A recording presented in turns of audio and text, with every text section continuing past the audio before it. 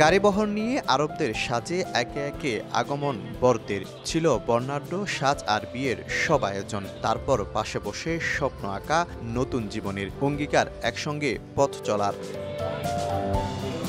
এটি গতানুগতিক কোনো বিয়ের অনুষ্ঠান নয়, যেখানে ছিল গল্প, আবেগ আর অনুভূতির ছোঁয়া। বন্ধনে এক হয়েছে ৩২টি হাত, এমন আয়োজন নজর কেড়েছে সবার।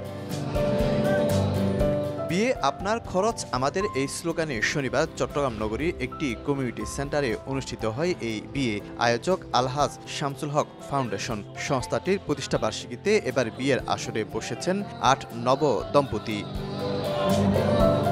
ব্যতিক্রমী এই আয়োজনে টাকা, বিয়ের রেজিস্ট্রেশন, বরকনের পোশাক, সাজসজ্জা, প্রসাধনী, অতিথিদের আপ্যায়ন সবটুকুই বহন করেছে শামসুল হক ফাউন্ডেশন। শুধু তাই নয়, বিয়ের পর বরকনের জন্য থাকছে কক্সবাজারে হানিমুনের সুযোগও। শর্ত শুধু একটাই, নেওয়া যাবে না কোনো যৌতুক, চাওয়া যাবে না অতিরিক্ত কাবিন। তাই এমন আয়োজনে সঙ্গী হতে পেরে বেশ উচ্ছ্বসিত নবদম্পতি ও অতিথিরা।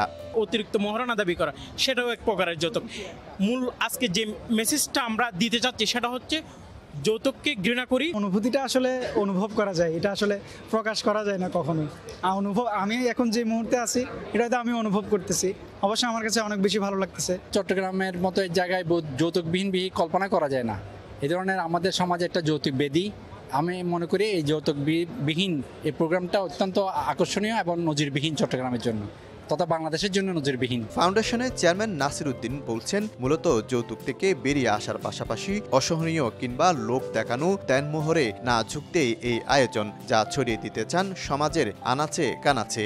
আমরা যে কোনো ভালো কাজ করার ক্ষেত্রে রাসূল সাল্লাল্লাহু আলাইহি ওয়াসাল্লামের নির্দেশনা হচ্ছে আদ-দাল্লু আলাল খাইরি কাফাইলিহি।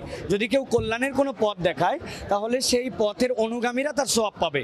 তো আমাদের ফাউন্ডেশন যেটা এখান থেকে দৃষ্টান্ত উপস্থাপন করছে যে যৌতুক যে নেওয়া হবে না অথবা ইসলামে এটা অবৈধ, এটা সকলেই জানে, কিন্তু এটার বাস্তবায়ন নেই। তো তারা সেই বাস্তবায়নটা এখানে করছেন। আর সামগ্রিকভাবে আমি বলবো যে এটা একটা দৃষ্টান্ত এবং একটা ভালো দৃষ্টান্ত। সুতরাং এই দৃষ্টান্তটা যদি আমরা ফলো করি তাহলে অনেক জায়গাতে এটার আমরা পজিটিভনেস খুঁজে পাবো ইনশাআল্লাহ। বিয়েতে কমতি ছিল না উপহারেরও। বরকনের নতুন ঘর সাজাতে ছিল নানা সামগ্রী।